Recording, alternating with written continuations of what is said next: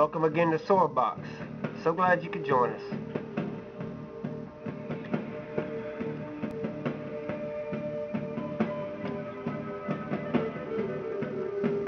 Today we're going to talk about the Holy Spirit.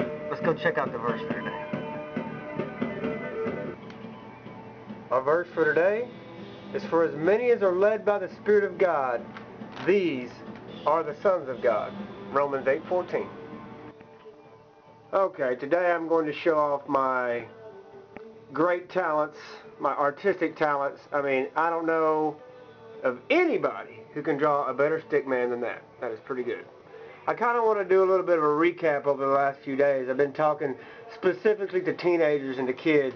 We talked about 2 days ago, how can a young man keep his way pure? By guarding it according to your word. And that's represented here by the Bible. And once we begin to read God's word, once we've accepted Jesus into our heart as a young girl or a young man, we need to understand that because we are young, we shouldn't walk around feeling like we're less than anyone else. God can equip us. God gives us His Holy Spirit. We know that God called King David. He called Jeremiah. He called Timothy. And we went through some of the examples that the Bible gives us about that. Today we're talking about the Holy Spirit. And for me, growing up as a kid, you know, we didn't talk much about the Holy Spirit. And it's a shame because it's kind of like having a car without gasoline in it. I'm here to tell you guys, you and I cannot live the Christian life in our flesh. Let me give you a couple of examples in the Bible of the Holy Spirit. There's so many references to God's Spirit. First of all, let's talk about Acts 1:8. It says, "But you shall receive power when the Holy Spirit has come upon you." Again, we can't live the Christian life in our own strength. We've got to have God's power.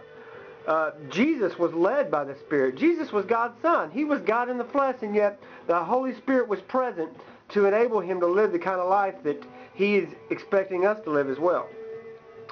John 6:63, Jesus is talking. He says, "It is the Spirit who gives life. The flesh profits nothing.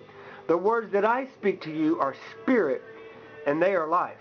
And then again in John 15:5, Jesus said, "For without me, you can do nothing."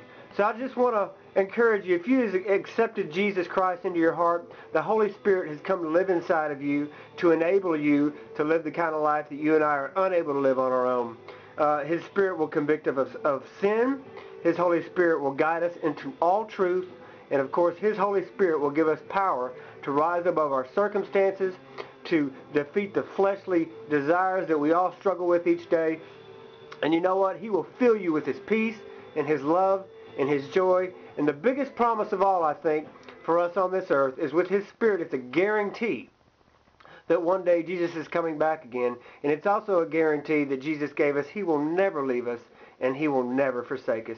God bless you. Thank you so much for joining me here each day. I promise I'm going to do everything God tells me to do to make this interesting, but I'm going to bring the truth of God's Word, and I'm going to bring it in love.